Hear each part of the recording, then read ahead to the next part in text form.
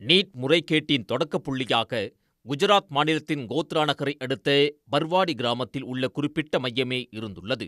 வதோதராவில் செயல்படும் ராய் ஓவர்சீஸ் எனப்படும் நீட் பயிற்சி மையம், நீட் தேர்வு மையமாக செயல்பட்ட ஜெய் ஜல்ராம் பள்ளியின் தாளாளர் புருஷோத்தம் சர்மா மற்றும் அந்த பள்ளி ஆசிரியரும் நீட் பயிற்சி மைய ஊழியருமான துஷார் பட் ஆகிய மூவரே முறைகேடு நடப்பதற்கு மூளையாக செயல்பட்டுள்ளனர். இங்கு தேர்வெழுதிய 30 மாணவர்கள் பல லட்சம் ரூபாய் பணத்தை வாரி இறைத்து நீட் தேர்வில் முறைகேட்டில் ஈடுபட்டுள்ளனர்.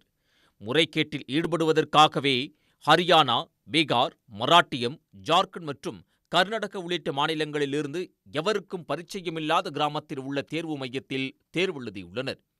தேர்வு நடைபெற்ற 5ஆம் தேதி பர்வாடி கிராமத்தில் உள்ள மையத்தில் முறைகேடு நடைபெற திட்டமிட்டுள்ளதாக கோத்ரா மாவட்ட ஆட்சியருக்கு தகவல் கிடைத்துள்ளது.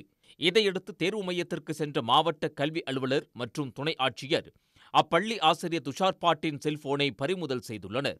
அதில் அந்த மையத்தில் நீட் தேர்வு எழுதும் 6 மாணவர்களின் பெயர்கள், ரோல் நம்பர்களுடன் ராய் ஓவர்சீஸ் நீட் பயிற்சி மையத்தின் நிறுவனர் பரசுராம் ராய் வாட்ஸ்அப்பில் குறுஞ்செய்தி அனுப்பியிருந்தது கண்டுபிடிக்கப்பட்டது.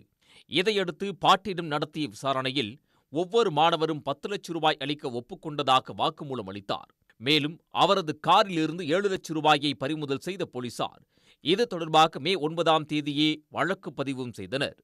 எனினும் இது தொடர்பாக கைது நடவடிக்கை மேற்கொள்ளப்படாமல் இருந்த நிலையில் நாடு முழுவதும் நீட் தேர்வு முறைகேடு தொடர்பாக தாக்கல் செய்யப்பட்ட மனுக்களை ஒரே வழக்காக ஜூன் 11ஆம் தேதி விசாரணைக்கு எடுத்துக்கொண்ட உச்சநீதிமன்றம் பீகார் மற்றும் குஜராத் மாநிலம் கோத்ராவில் நடைபெற்ற நீட் முறைகேடு தொடர்பாக சிபிஐ விசாரணை மேற்கொள்வது தொடர்பாக தேசிய தேர்வு முகமைக்கு நோட்டீஸ் அனுப்பியபோது சூடுபிடித்தது. மறுநாளே கோத்ரா தேர்வு மையத்தில் முறைகேடு நடப்பதற்கு உறுதுணையாக இருந்த நீட் பயிற்சி மைய நிறுவனர் பரசுராம் ராய், தேர்வு மையமாக செயல்பட்ட பள்ளி தாளாளர் புருஷோத்தம் சர்மா, பள்ளி ஆசிரியர் துஷார் பட், கல்வி ஆலோசகர் விபுர் ஆனந்த் மற்றும் இடைத்தரகராக செயல்பட்ட ஆரிஃப் ஓக்ரா ஆகியோரை போலீசார் கைது செய்தனர்.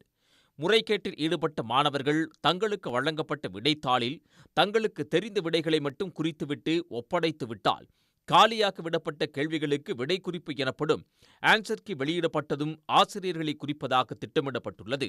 நீட் பயிற்சி நிறுவனர் ராயின் அலுவலகத்திலிருந்து 7 மாணவர்கள் செலுத்திய 2,82 லட்சம் ரூபாயை பறிமுதல் செய்த போலீசார், ராயின் வங்கிக் கணக்கில் 4 மாணவர்கள் செலுத்தியிருந்த 66 லட்சம் ரூபாயையும் பறிமுதல் செய்தனர்.